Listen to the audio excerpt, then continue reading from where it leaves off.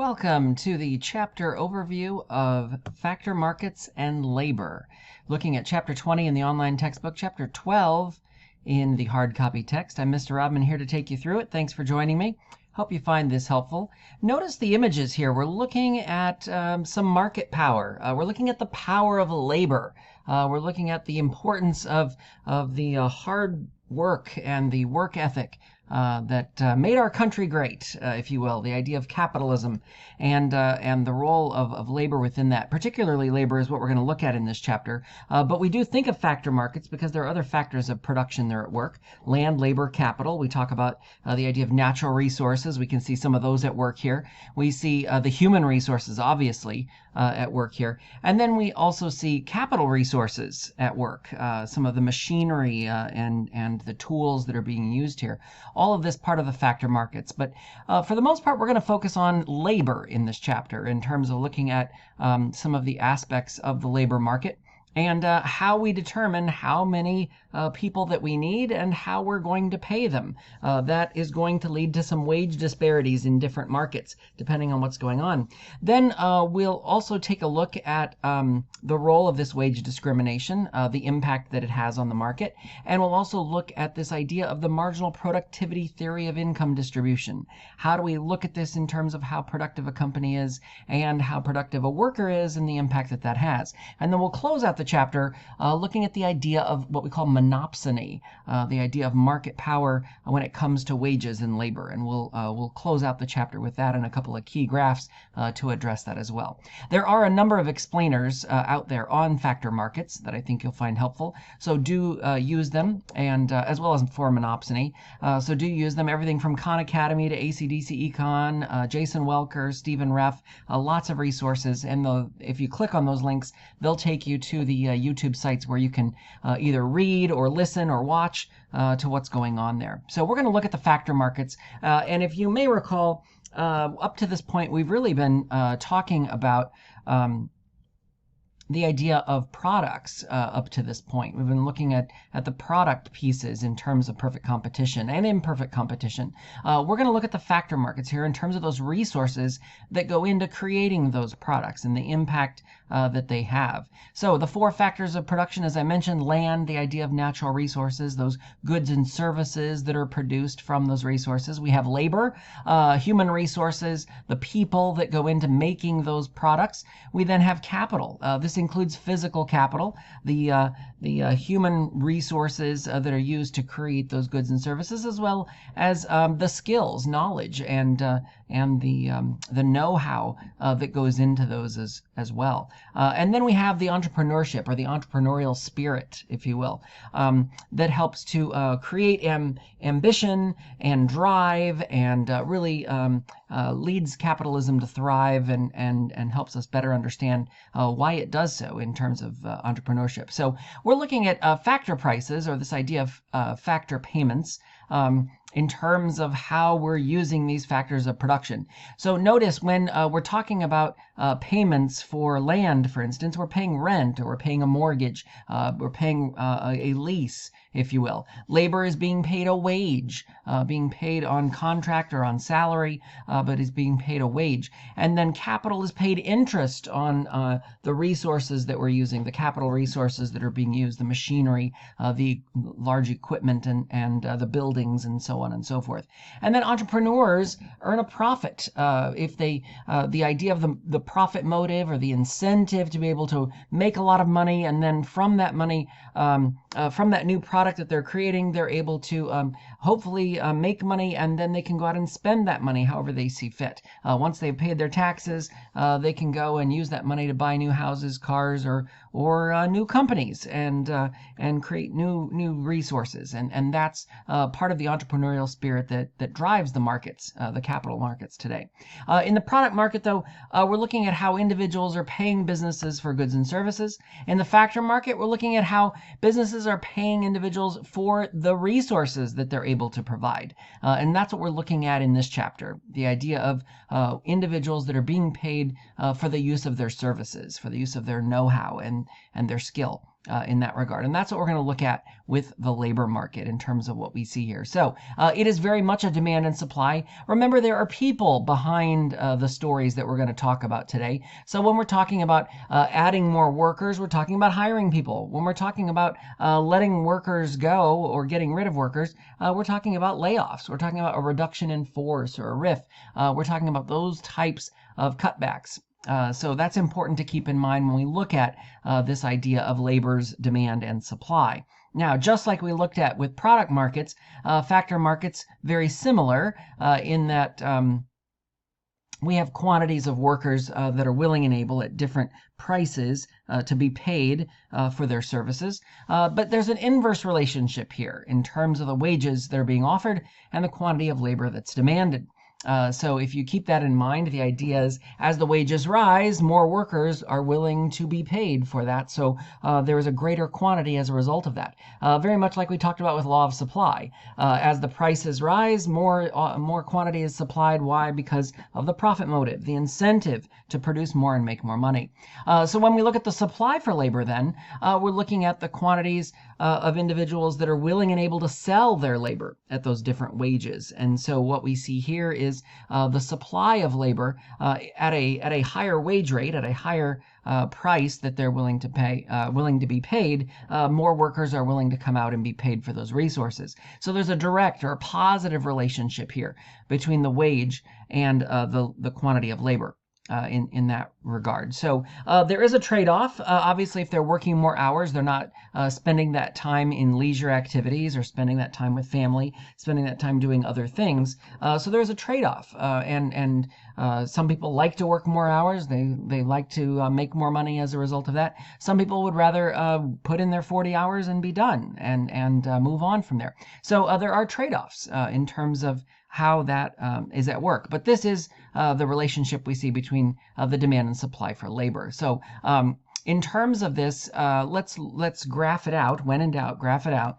So who demands the labor? Well, it's the firms that are doing this, okay? And this is going to show the quantities of workers. These are actual people behind this graph that are going to be hired at different wages. So notice as the wages fall, the quantity demanded increases in terms of what a firm wants, the demand for those resources, not necessarily the supply of those resources at those wages. So as a wage increases, the quantity demanded is going to fall because they're more expensive. So firms, the ones that are demanding this labor, aren't going to be willing to pay as much for more workers. They're going to try and pay lower wages, and then they can hire more workers at those lower wages. That's going to cost them more money if they have to pay them more. So this is true when we look at the market demand for labor. We look at different fast food companies, and we can see that across the market in terms of demand, they may pay people different wages at different prices. But the idea and different quantities of those people. But the market in the end is downward sloping. Just like each individual firm has a market demand for labor, McDonald's, Burger King, other firms that are out there, Taco Bell, Chipotle. But the market for those wages is that downward sloping curve. At lower wages, a greater quantity is demanded of that labor. At higher wages, fewer quantity is demanded at those higher wages. And so that's what we see here, that market demand curve being very downward sloping.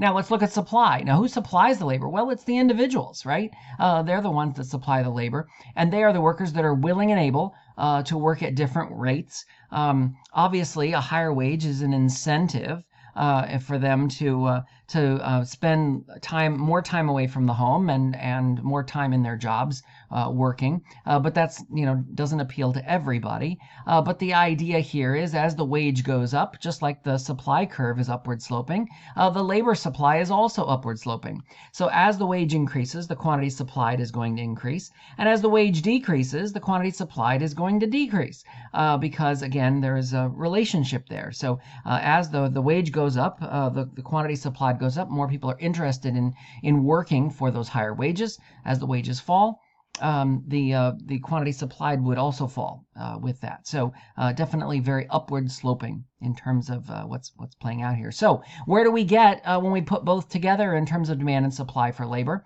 Well, in this case, we get an upward sloping supply curve.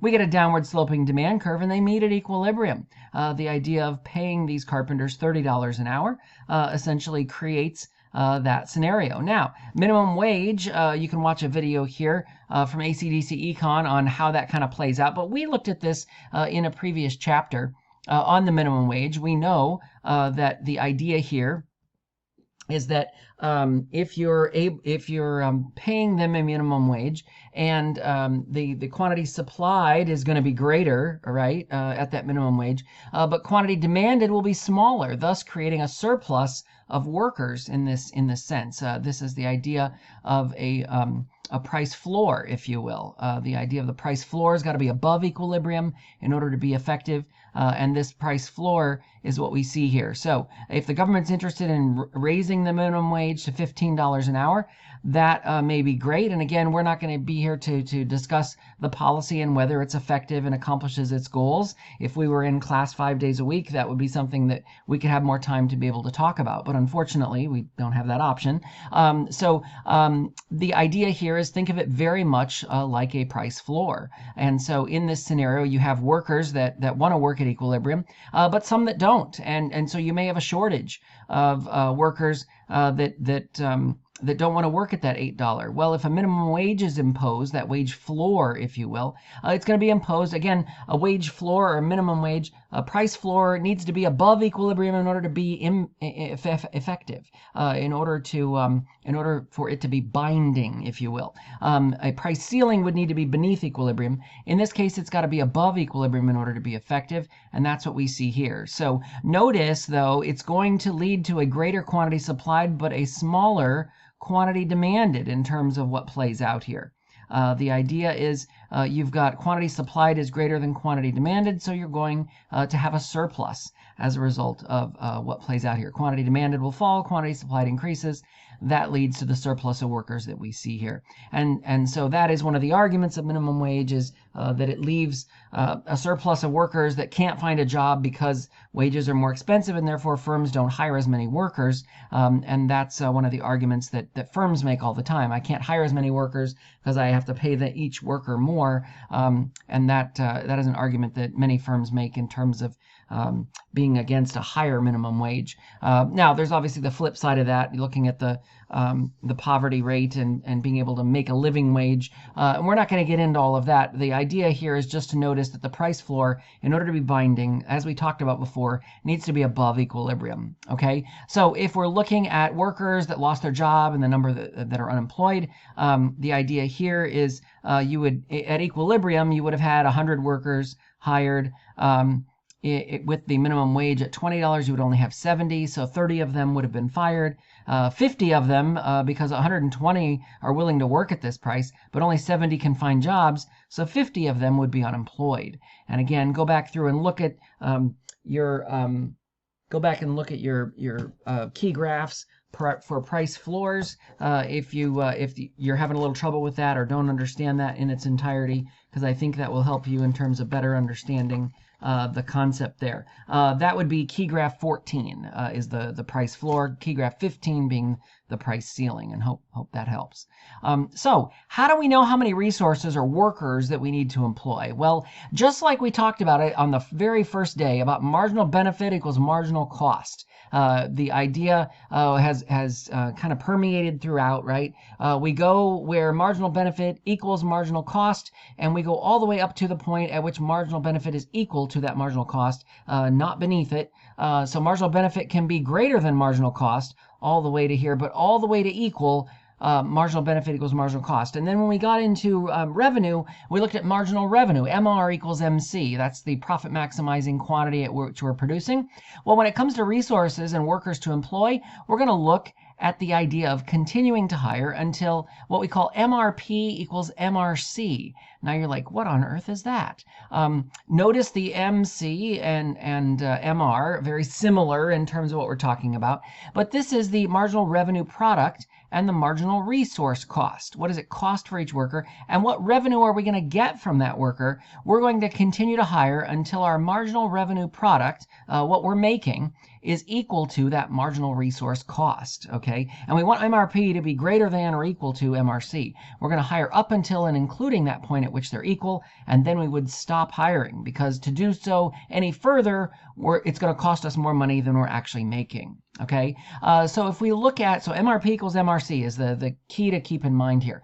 So marginal resource costs, and by the way, you may also hear this being talked about, the value of the marginal product, or the VMPL, the value of the marginal product of labor. That's the MRP. The College Board tends to use MRP equals MRC. The Krugman text, I think, does use the value of marginal product of labor and the marginal factor cost, or MFC. Again, cost is in there, so MC, MRC, MFC, they're all the same.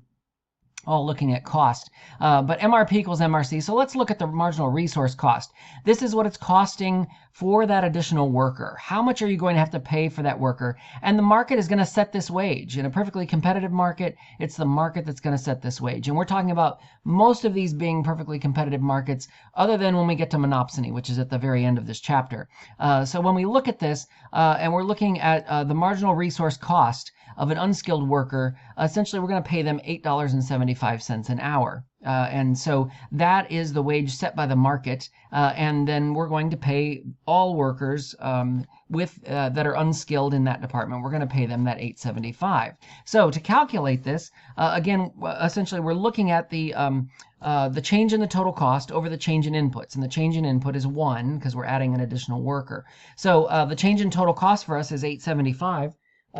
And there's only one worker, so 875 over 1, the MRC in this case is 875. Now, it's important to keep in mind that the MRP, or the marginal revenue product of a resource, is essentially the demand curve, okay? This is the idea of what the demand is in terms of the revenue that they can bring in for hiring that additional worker. So in this case, that additional worker is going to bring in additional revenue. And we're looking for MRP equals MRC. So we're going to find, in a perfectly competitive market, we're going to find where MRP is equal to that marginal resource cost, or the marginal product, times the price of the product. And that essentially is giving us our marginal resource cost. In this case, the marginal product of the third worker is 5, and the price of the good is $20. So the MRP is going to be $100. So notice the marginal product of that worker is they can produce 5 of whatever it is, and the price of that good is at $20. So the marginal revenue product, that third worker, is going to bring in $100. So that's the MRP. So we can hire as many workers as we can get up to that $100, and in this case, that would be our third worker in terms of MRP equals MRC. And again, a lot of times they'll give you the MRP. You don't have to calculate it. And the MRC is the same. And we'll see this played out here in a couple of examples. So other reasons for differences in the wage. The labor market isn't perfect. There are a lot of times in which job information is misleading in terms of what people get out of the workers they hire. Maybe they have to do more training than they thought they did. Also, workers tend to be allured to a job that may be seen as more glamorous than it actually is. And so a lot of times they took the job rather than seeking other types of employment that could have been a better fit for them. That happens from time to time. Sometimes it's an issue of geography. People just don't want to move. Maybe the kids are in school there and they don't want to uproot them from the systems that they're already a part of. So they take a lower wage job so that they don't have to move. So that they, again, it's not a perfect fit for their expertise, but they take a job that they may not necessarily be the best for, or may not be the best job for them. And then a lot of times we have unions that either collectively bargain for workers that are making more money, making wages in situations in which you have higher wages that are paid for workers, and the concern is those workers may not necessarily be bringing in that marginal revenue product that is benefiting the company in terms of maximizing profit. So that's an issue too. And then we have wage discrimination, right? We know that it happens. We know it's very illegal, but we know that women, for instance, aren't paid the same as men in a lot of business settings. And this happens time and again. We also see this based on race, based on ethnicity, based on education, a number of factors in which things are happening.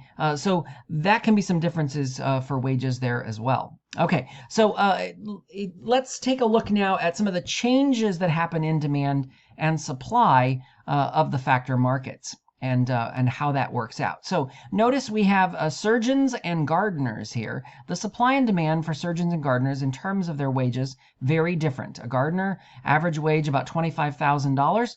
An average salary for a surgeon, a little under $400,000 or $384,000 and change, right? Very different in terms of their approach. The question is why? Why is it that we pay more for surgeons than we do for gardeners to the extent of a pretty significant difference? And the reason is surgeons are in high demand and there's a very low supply of them. And then we have the inverse of gardeners in that particular case, which we'll talk about in a second. But in this case, we have surgeons in which a very high demand but low supply. The idea here is, whichever way you want to look at it, either supply is shifting left or moves leftward, or demand moves outward, and thus the supply being lower leads to a higher wage rate. So we're willing to pay more, supply and demand, very much so of this scenario in terms of why surgeons are paid more. The demand is greater, the supply is thinner, and as a result, the wages are higher. Now, with gardeners, we have a greater supply, and we have a lower demand. We don't need as many of them as we do surgeons, and there are more of them out there. So in this case, we have demand shifting inward or leftward, supply shifting outward, and this is leading to a lower wage rate, like we see here. So this is using supply and demand to really show the difference in these factor markets of labor as to why these workers are paid very differently. Now, what is going to shift the labor demand curve? We used what merits a shift in demand and think trice for a shift in supply. Well, the labor demand curve is no different here. We look at P soft as a change in demand, and then we'll look at P pow as a change in the labor supply curve. So what causes factor demand curves to shift? Essentially outputs.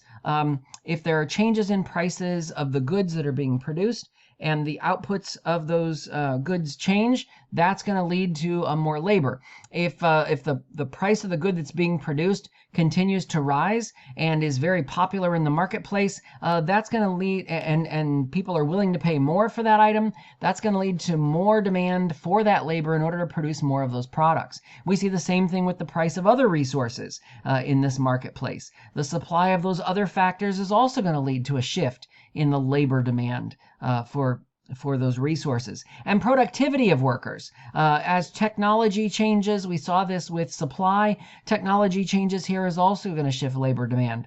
And in some cases, when there's more technology, you need fewer workers. That's going to impact labor demand. When technology breaks down or technology changes and thus you need more workers to manage that technology, that's going to change labor demand as well. And then we get to this concept that we definitely want to keep coming back to, which is derived demand. And this is the idea, as I mentioned in the last piece with technology, demand for a resource is coming from the demand for the good that you're trying to produce, okay?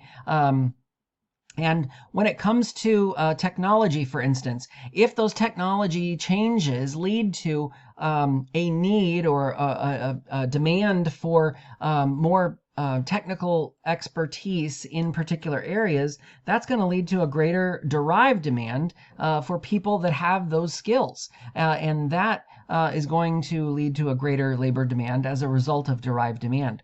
The same thing is true when a product hits the market and becomes an instant success. Everybody's willing to pay a higher price for it. They don't want it on sale. They just want the product. Oh, and they want to get the product for Christmas for people that they know. We've heard this time and again. The derived demand for the resources is going to be greater because of the fact that is such a popular item. And that's what we see here with the derived demand in the labor demand market. Now, let's shift and talk about labor supply. This is the idea of P-POW, and Krugman goes into more detail here into the historical aspects. We're not going to spend as much time on that piece, but you will notice changes in preference and social norms. And one of the best examples was post-World War II. Women came into the labor market and didn't want to leave once the men came home from war. These changes actually really significantly impacted the labor supply curve. You had a whole population of women who didn't want to leave the labor force. So it had a huge shift in the labor supply curve.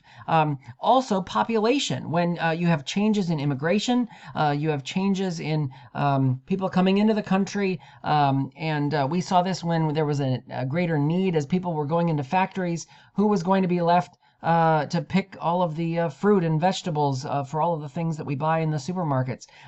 So those industries needed workers. And so where did they get them? They lobbied the Congress and the president in order to, and this was in the 60s, to be able to open markets and create better immigration laws for people to come in so that they could supply labor to these burgeoning markets that really needed the resources, really needed the workers.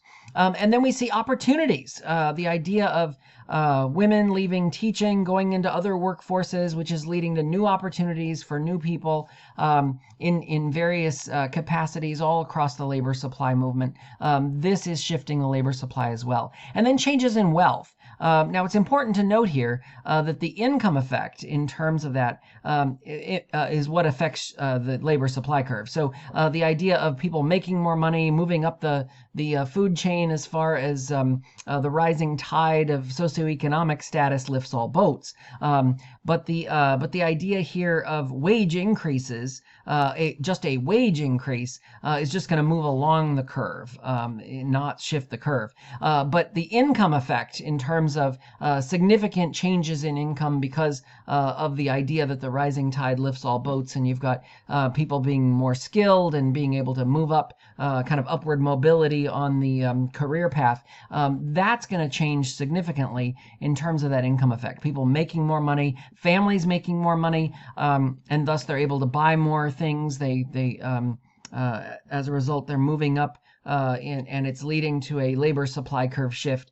in those spaces. So that's what we see there, the P-POW, if you will, preferences, population, opportunities, and wealth that shift the labor supply curve.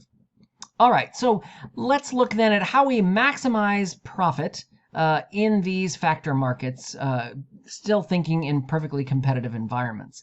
So we have talked up to this point about perfect and imperfect markets. In the labor market, we essentially have two. We have perfect competition, and we have what's called monopsony. So think of it very much like a monopoly, and we'll talk about it in the last section. The idea of monopsony is that there is market power in the labor market, and I'll give a couple of examples. The pictures we saw on the very first slide kind of address this as well. The idea that there is some market power there, a lumber mill in a very small town, that kind of thing. A big employer in a small town has a significant impact. But right now we're looking at the labor market in perfect competition, and that's what we're going to focus on here.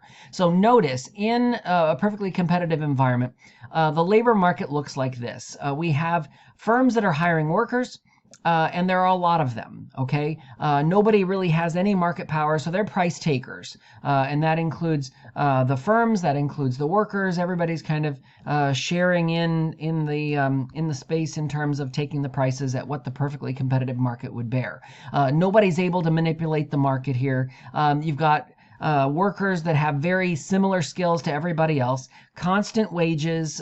So whatever your wages are, it's across the board. Again, you're price takers, both for firms and for workers. And the idea there is that workers can, the firms can hire as many as they want to, as long as they're paying the wages that are out there in the perfectly competitive market. So essentially, workers are wage takers, but firms are too, in terms of what they're trying to address there. So very much a perfectly competitive space we see here in the labor market. How do we draw that then? That becomes our key graph, our first key graph for this labor market.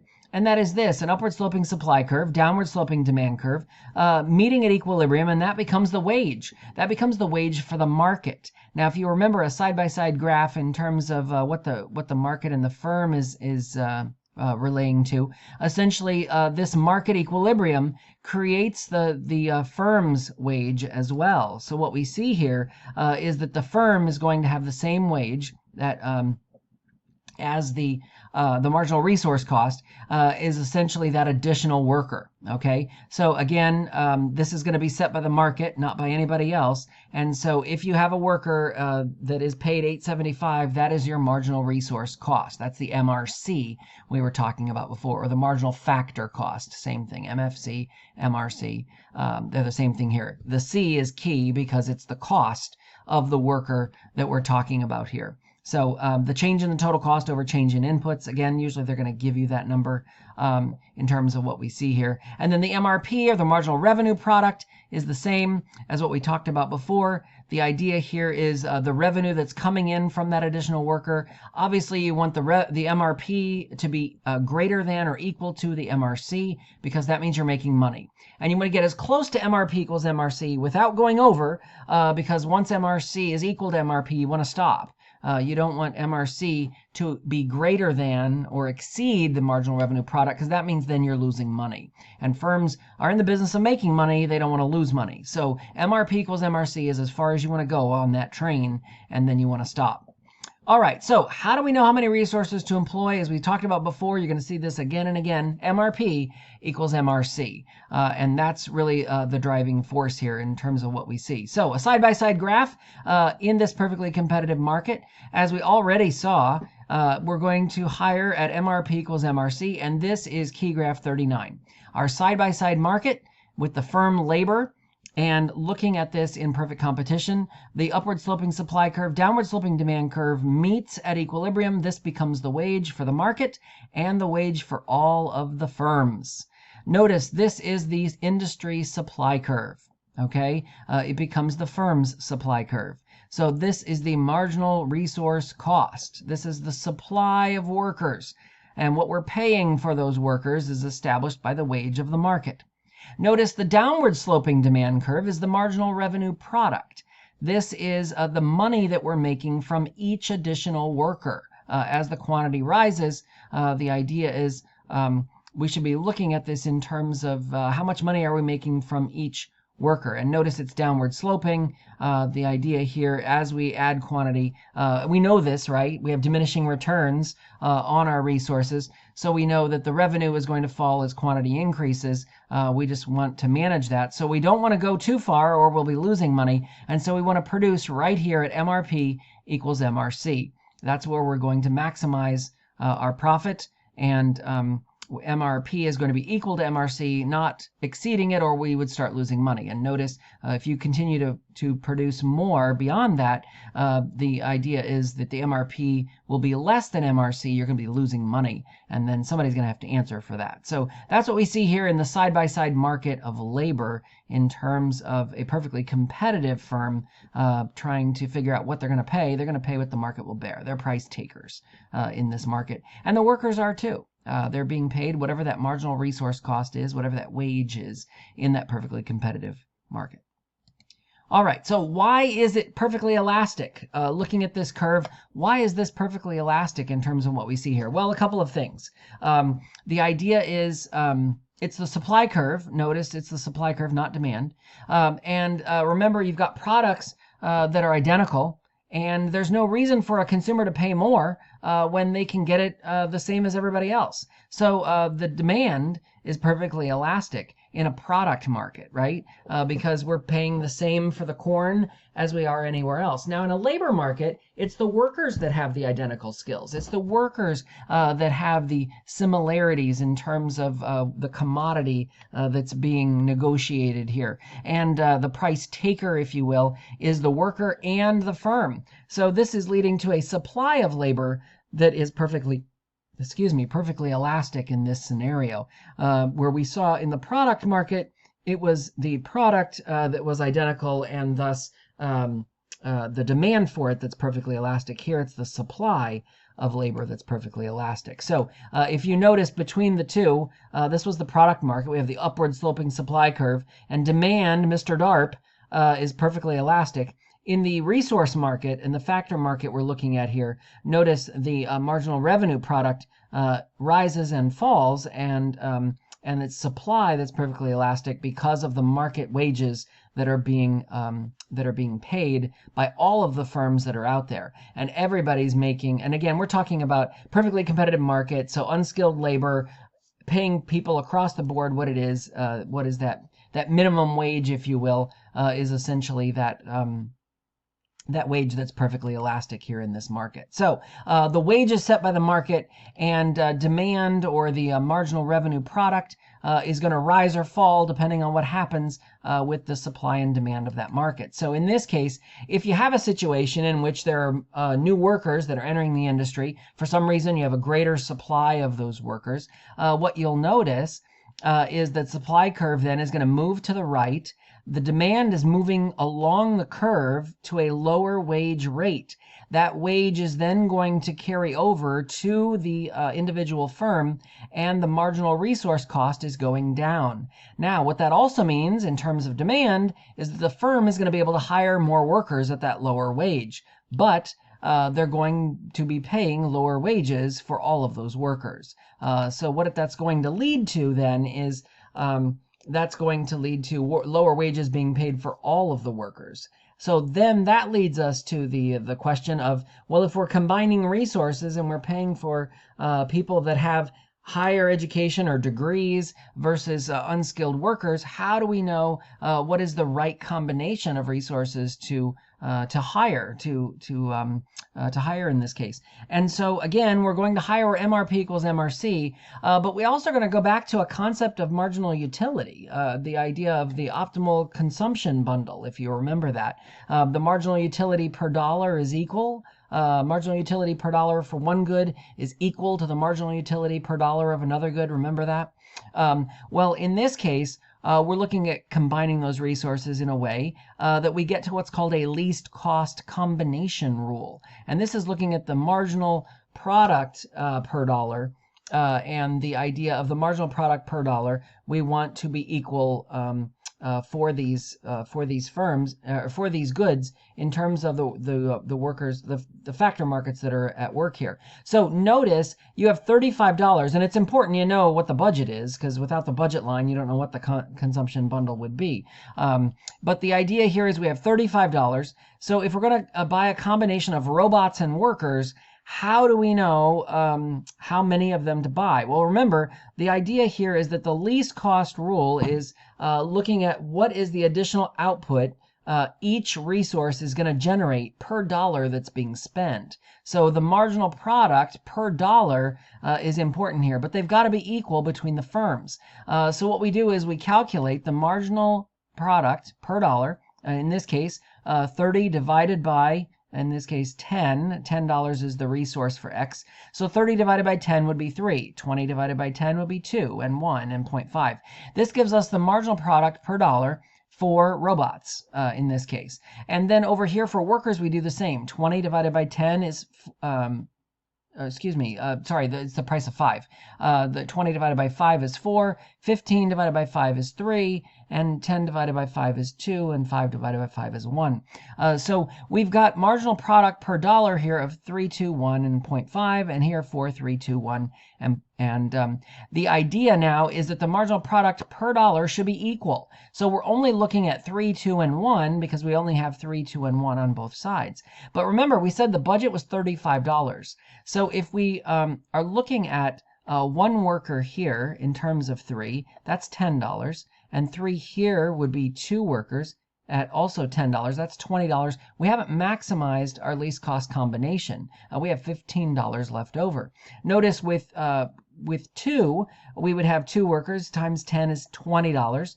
And here with 2, we'd have 3 workers at $5 is 15. That gives us a least cost combination of $35. $15 plus $20 would give us $35. So maybe that's it. But let's look at the last one. We then have the marginal product per dollar of 1. And so in this case, 3 workers, 3 robots, times $10, $30. And this 4 workers times $5, which is $20, that gives us over budget. So now we know that the least cost combination rule, the marginal product per dollar needing to be equal, is going to be a combination of 2 robots and 3 workers.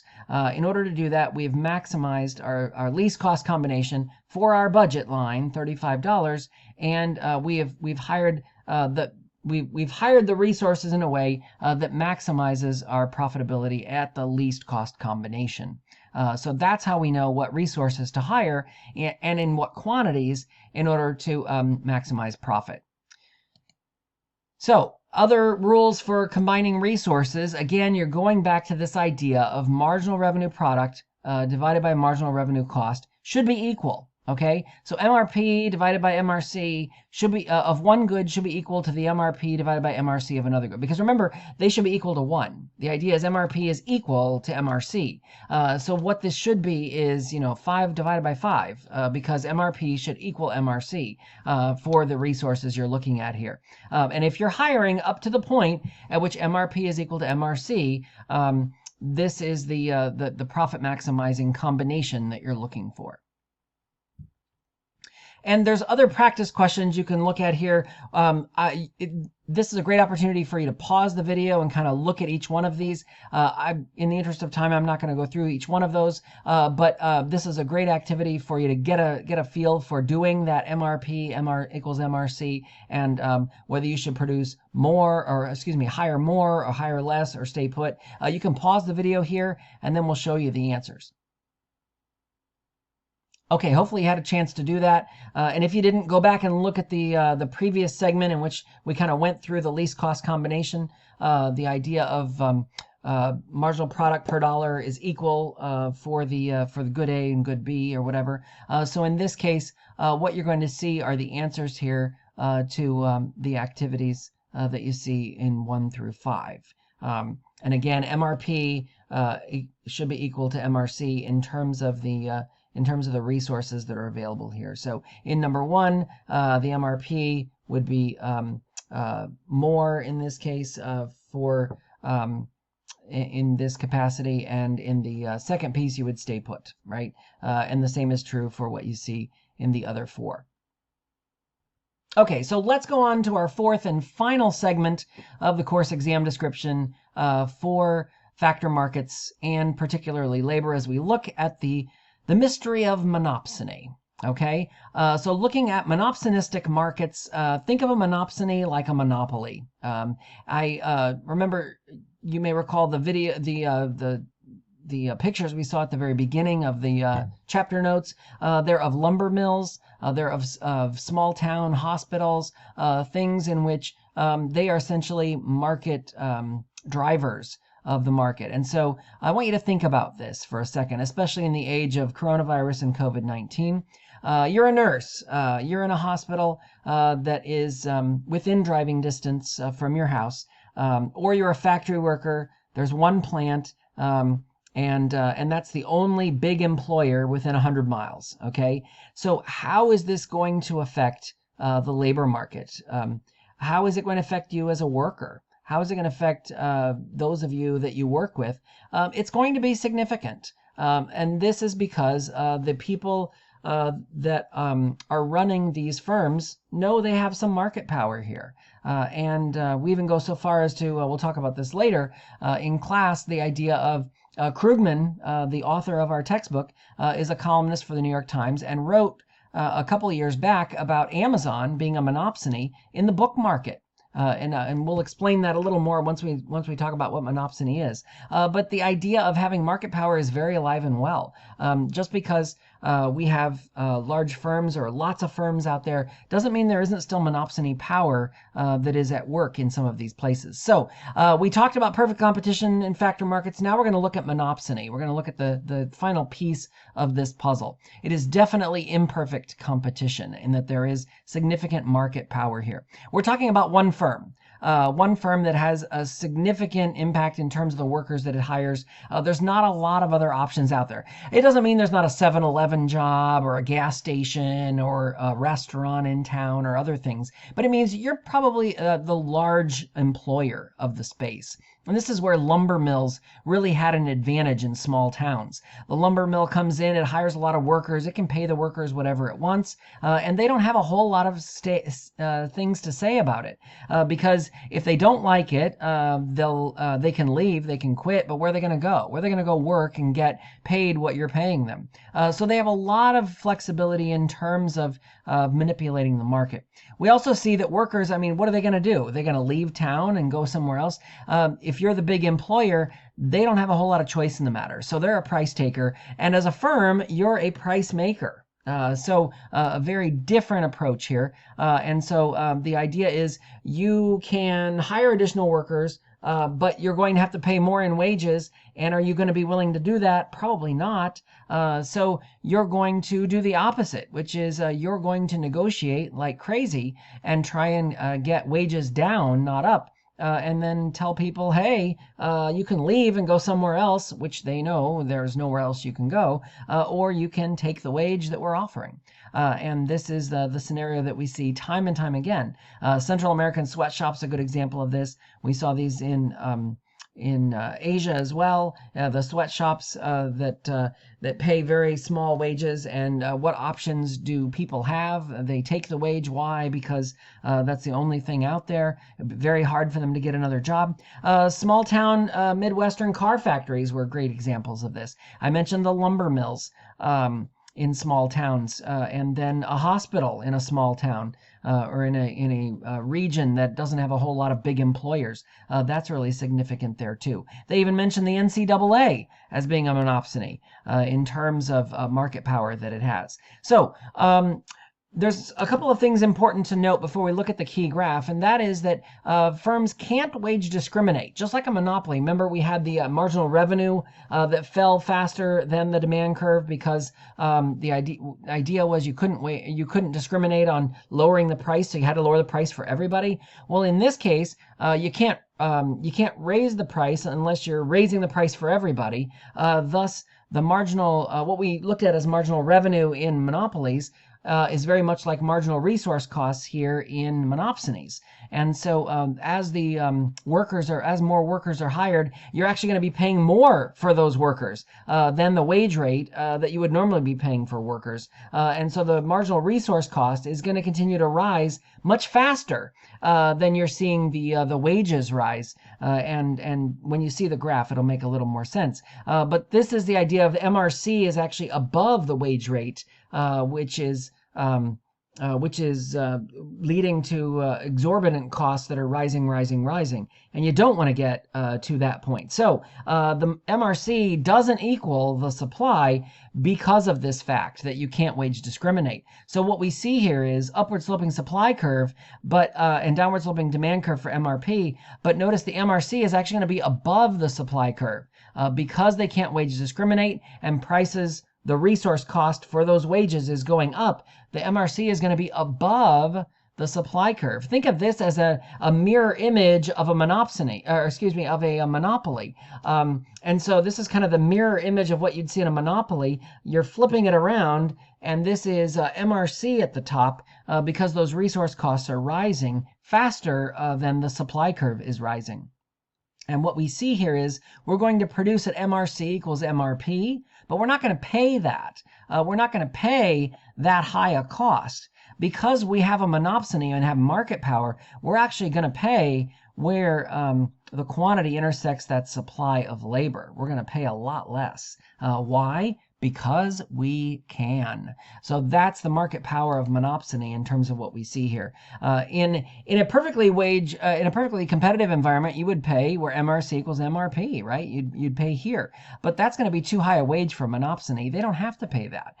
They can pay lower, and they're going to. They're only going to pay at the wage that is established at where supply meets the quantity that is determined at MRP equals MRC. So what we see here, what we see here in this market is the idea of this establishing the quantity MRP equals MRC.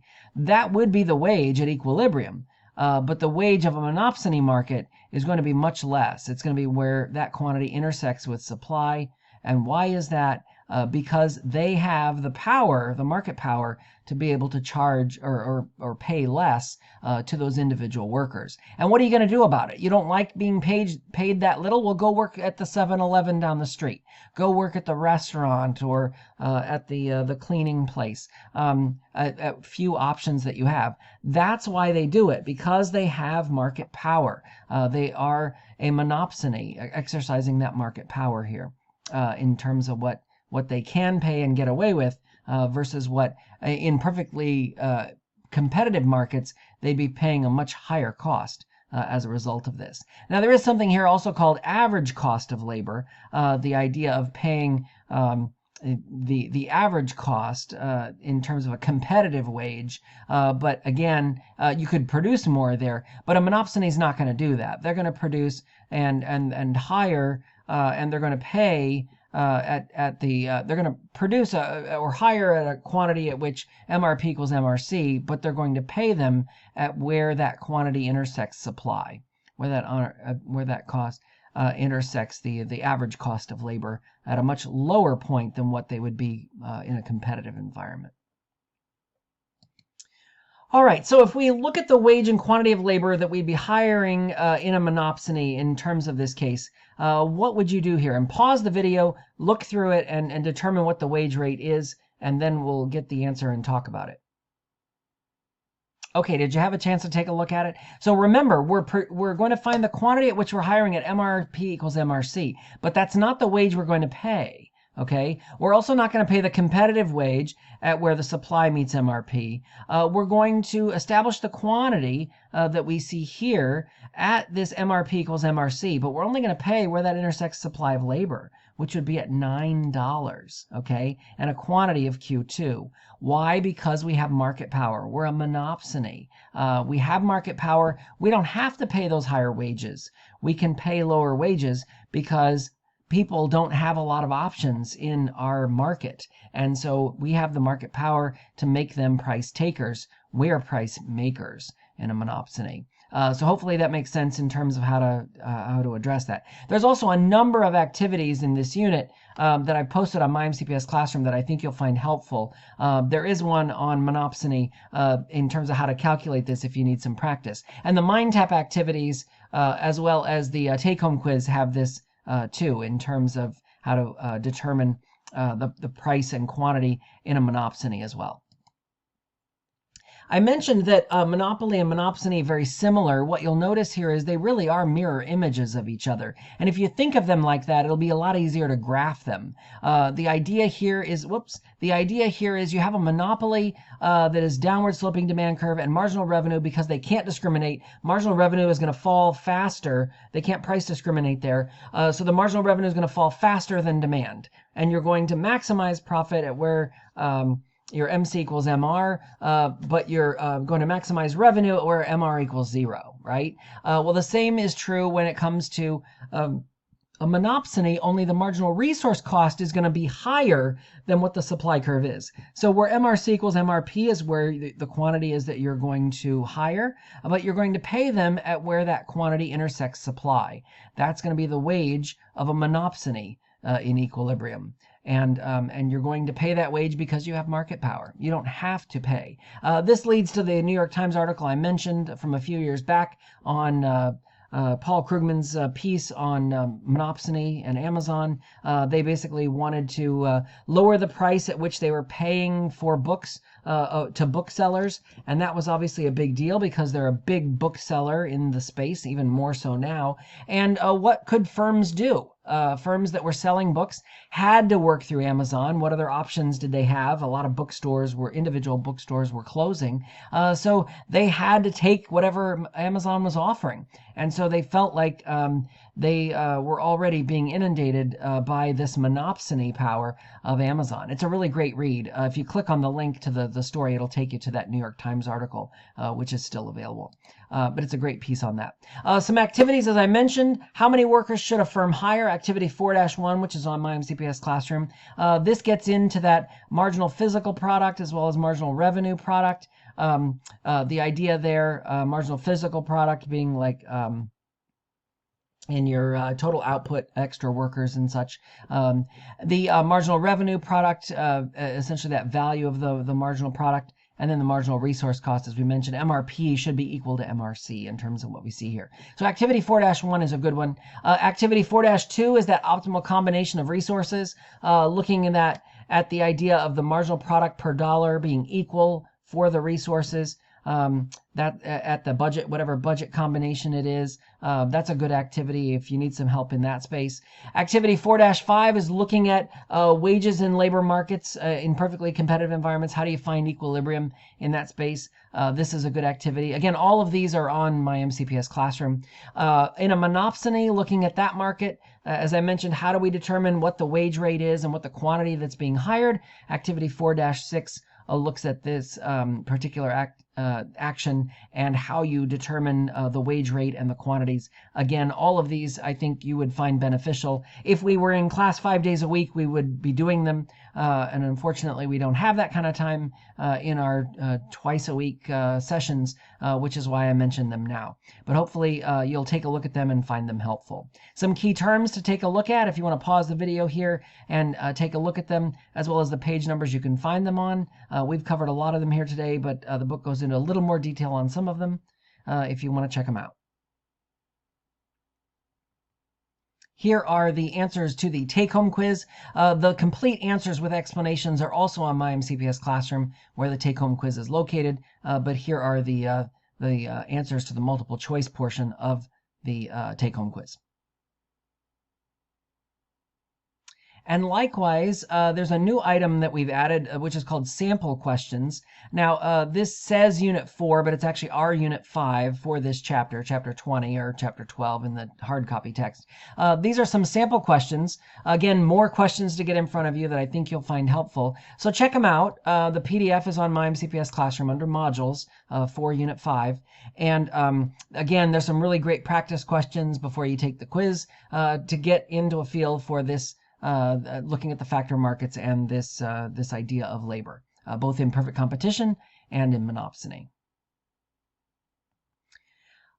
Again, some explainers as we close out the chapter on factor markets and resources here on MRP equals MRC that I think you'll find helpful. You can click on any of the images. It'll take you to those videos on YouTube. And again, I would highly recommend it, especially if there's a particular area that you need to go back to and take a closer look at. I hope you found this helpful in terms of this chapter on factor markets and labor, looking at Unit 5 in AP Micro. I hope you're finding this helpful. Again, there's a number of other resources. Check out the explainers. Send me questions if you have them in email, or check out student support each day after school. And we will see you coming up in the next chapter as we look at externalities, closing out the last unit of microeconomics.